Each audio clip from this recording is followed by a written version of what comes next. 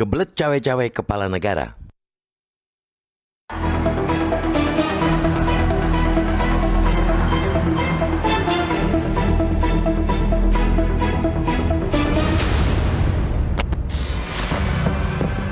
Pernyataan Presiden Joko Widodo untuk tidak akan netral dan harus cawe-cawe di Pilpres 2024 telah menghinakan akal sehat rakyat.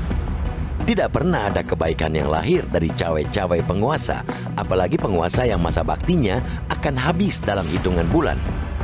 Presiden Jokowi seharusnya cukup bertindak memastikan bahwa pemilu 2024 berjalan dengan lancar.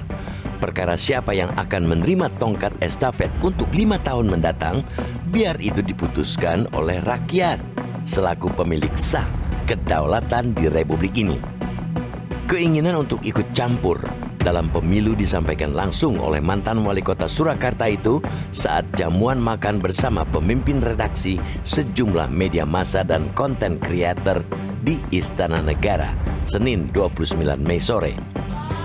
Harus kita katakan bahwa pernyataan ini terlalu vulgar. Publik pun semakin teryakinkan bahwa Jokowi sejatinya takut kehilangan kekuasaan. Ia sampai harus mencari penerus. Republik ini laksana kerajaan di mana putra mahkota ialah sosok yang wajib direstui sang raja. Istana melalui Deputi Bidang Protokol, Pers dan Media Setpres Bey Mahmudin sampai harus mengeluarkan klarifikasi. Kata Bey, Presiden ingin pemimpin nasional ke depan dapat melanjutkan kebijakan-kebijakan strategis seperti pembangunan IKN, hilirisasi, transisi energi bersih. Tapi klarifikasi dari istana justru semakin menguatkan keyakinan bahwa Jokowi yang notabene seorang kepala negara memang sedang meremehkan kecerdasan masyarakat. Publik seperti dianggap bodoh, harus dituntun, tidak bisa mencari siapa sosok yang kredibel menahkodai negeri ini untuk 5 tahun ke depan. Pembangunan Ibu Kota Negara atau IKN misalnya sudah diatur melalui Undang-Undang Nomor 3 Tahun 2022. Rakyat paham betul bahwa siapapun pengganti Jokowi haruslah melanjutkan kebijakan pembangunan IKN, karena jika tidak, itu sama saja melanggar perintah undang-undang. Kita juga harus meluruskan jalan pikiran Jokowi yang bengkok itu. Pasal 6A ayat 2 Undang-Undang 1945 menyatakan pasangan calon presiden dan wakil presiden diusulkan oleh partai politik atau gabungan partai politik peserta pemilihan umum. Tidak ada satupun ayat yang mengatakan pemimpin berikutnya ditentukan oleh petahana. Kalau Jokowi ingin seorang penerus dan meninggalkan legacy, biarlah itu tumbuh karena ide bukan ambisi, apalagi akal-akalan ala istana.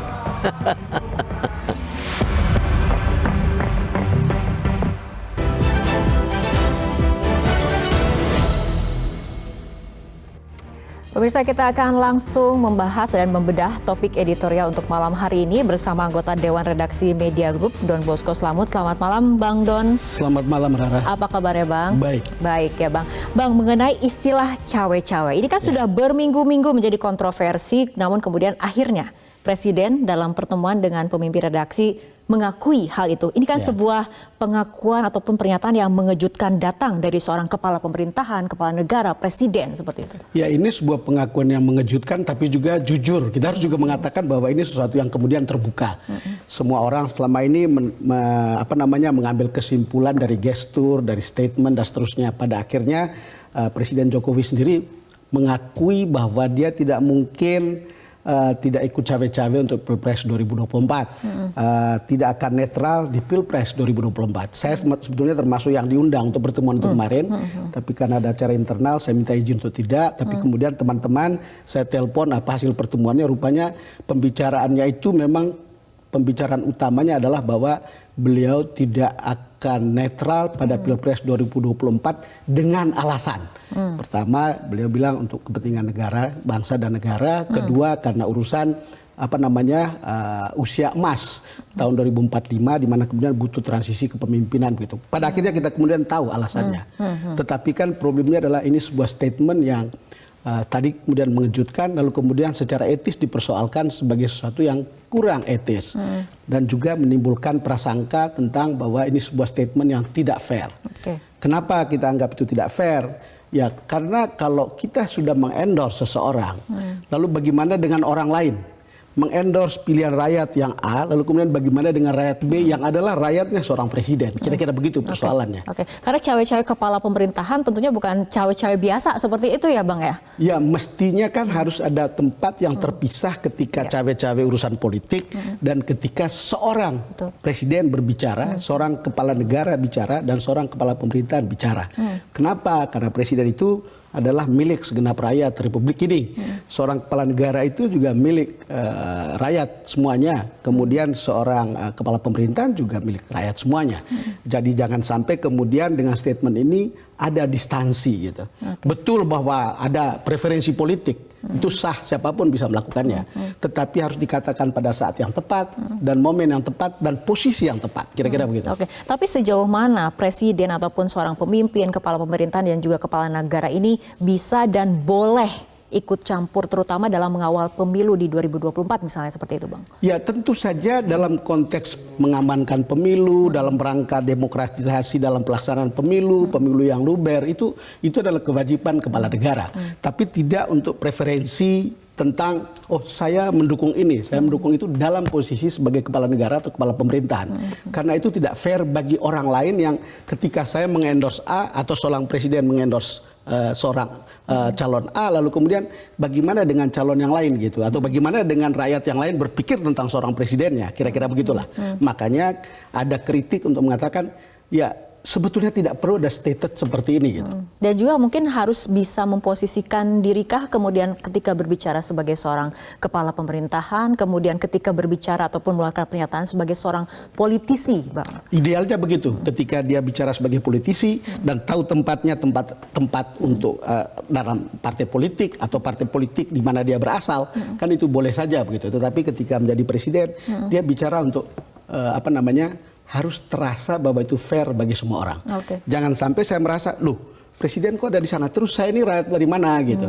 Kan ada hal-hal yang kemudian ada bagian lain yang merasa, loh kita kok menjadi bagian lain dari seorang presiden gitu. Kita kok menjadi excluded dari seorang kepala negara gitu. Tidak menjadi orang yang masuk dalam bagian itu gitu, karena seorang kepala pemerintahan, seorang kepala negara harus mengayomi semuanya, kira-kira begitulah, harus fair berlaku, semua orang harus merasa diperlakukan secara fair. Mengayomi masyarakat, mengayomi publik, tapi kenapa ya presiden ini tidak percaya sepenuhnya kepada kecerdasan publik dalam kemudian menentukan siapa pemimpin yang tepat untuk Indonesia 5 tahun ke depan? Ini seolah seperti itu loh Bang. Ada pikiran seperti itu, tapi saya yakin publik juga sudah cerdas. Sebetulnya seorang Presiden Jokowi dengan approval rating yang sangat tinggi, itu sebetulnya dengan gestur aja lebih dari cukup. Dia nunjuk kemana gitu, orang tahu bahwa ketika nunjuk ke situ itu lumbung elektabilitas. Ketika nunjuk sana, di sana juga lumbung elektabilitas. Itu nggak perlu ada sebuah statement yang betul-betul terang benderang tentang itu gitu. Satu, kedua, kita kan tahu bahwa publik itu sudah tahu ada orang yang menghendaki sama seperti Pak Jokowi menghendaki keberlanjutan. Orang tahu siapa orangnya. Ada kemudian orang yang menghendaki perubahan. Orang juga tahu siapa yang akan melakukan perubahan. Dan publik itu sudah punya pilihan-pilihan tentang itu gitu. Jadi sebetulnya kalau lihat survei kita sudah tahu orang pilih mana sih gitu. Nggak perlu ada endorsement yang sangat eksplisit dan sangat terbuka yang kadang-kadang orang pikir aduh saya kok menjadi beda ya, saya kok menjadi seperti di luar, saya kok menjadi orang lain gitu. Kira-kira begitulah, kan perasaan rakyat boleh saja begitu ya. Baik Bang Ron, kita akan lanjutkan nih, kita akan kembali membedah terutama mengenai endorsement itu sendiri, tapi kita ikuti jeda berikut terlebih dahulu.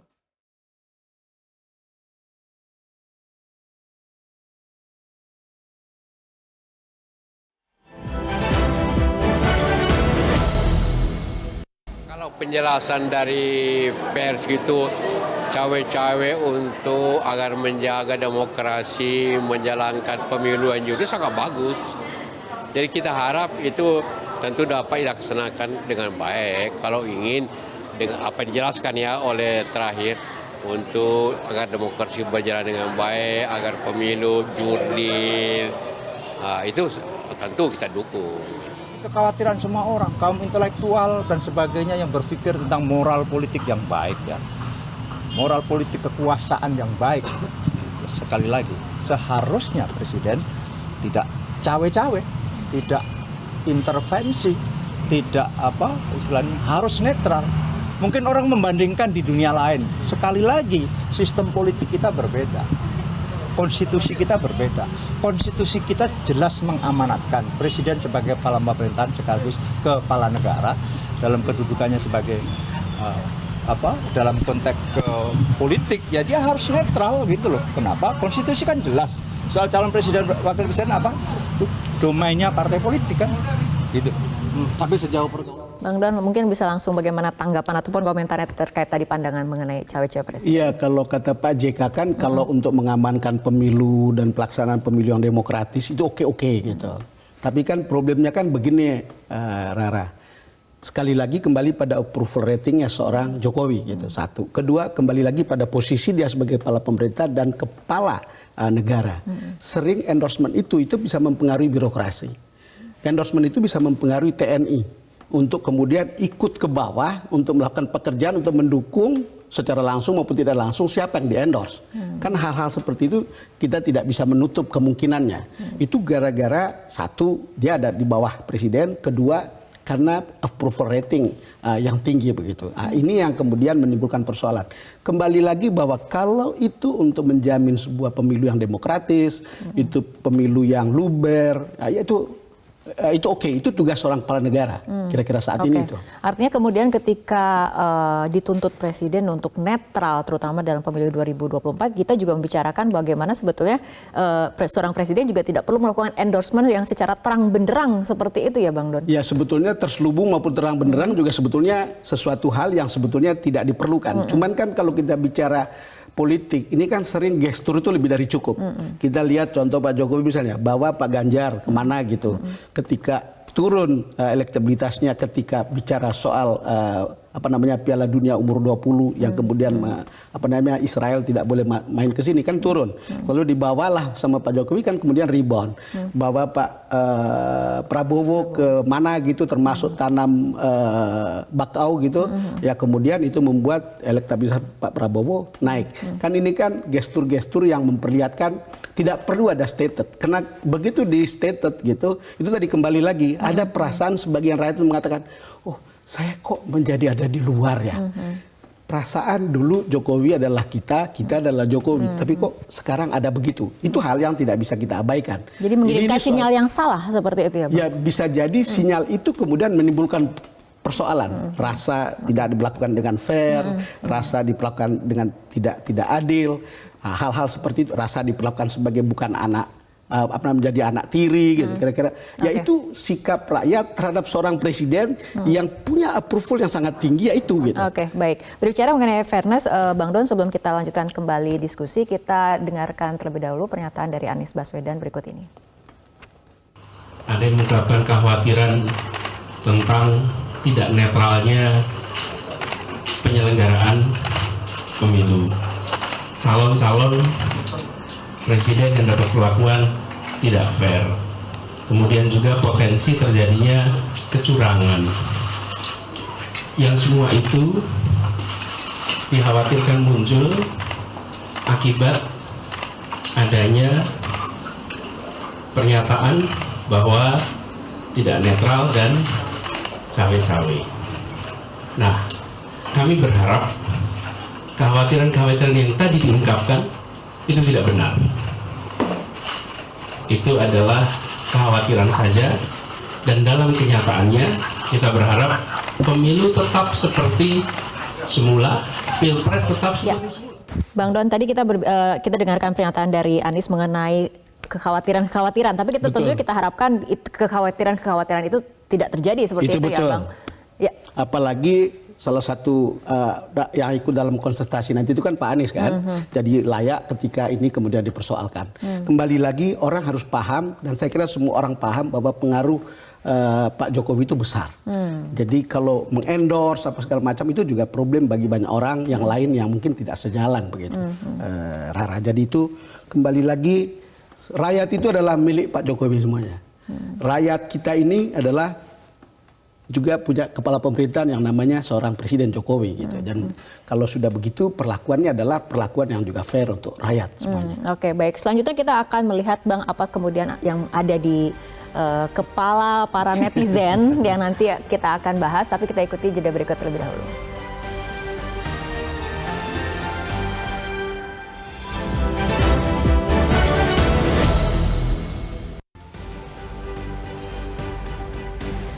Ya, kita akan melihat polling yang dilakukan oleh Metro TV di Instagram.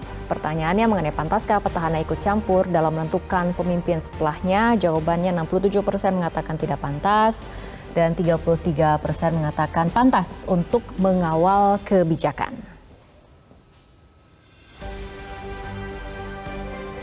Kemudian di Twitter kurang lebih hasilnya serupa, yang mengatakan tidak pantas sekitar 71%, sisanya mengatakan pantas untuk mengawal kebijakan petahana.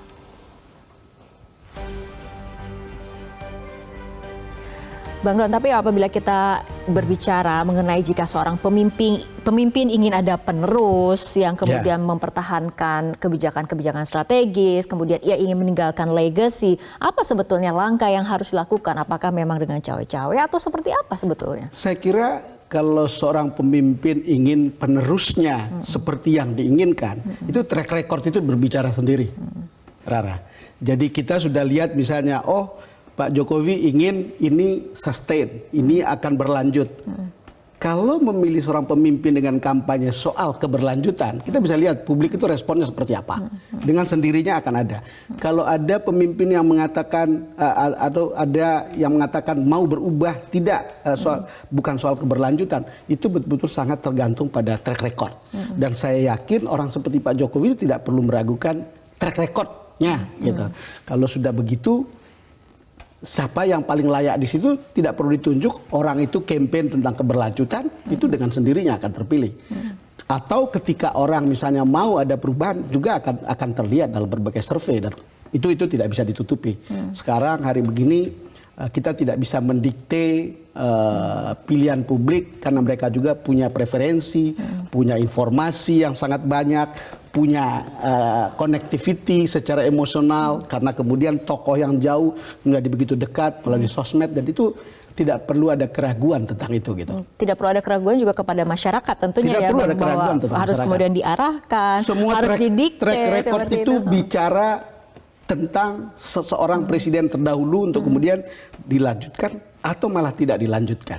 Kan kita sudah tahu misalnya dulu setelah Pak SBY, lalu kemudian setelah Pak Jokowi, lalu periode keduanya, kita lihat semua hasil surveinya bicara apa gitu. Untuk kemudian bisa menjadi tren yang bisa dilihat, kali berikut seperti apa gitu. Untuk mengawal pemilu memang diperlukan seperti itu ya, agar kemudian dijamin keberlangsungan ya, keamanan dan kelancarannya, tapi ketika kemudian pilihan itu serahkan saja kepada masyarakat, karena sudah masyarakat itu sudah pintar, jadi jangan abaikan kecerdasan publik untuk memilih. Kembali lagi, track record itu semuanya bicara kepada publik secara terang-terangan tentang apa yang akan mereka atau siapa yang akan mereka pilih untuk periode berikut. Bang Don, terima kasih atas diskusinya untuk malam hari ini. Sama-sama, Rara. Pemirsa, demikian editorial untuk malam hari ini. Mewakili kerabat kerja yang bertugas, saya Fitri Megantara mengucapkan terima kasih atas kebersamaan Anda. Selamat malam, sampai jumpa.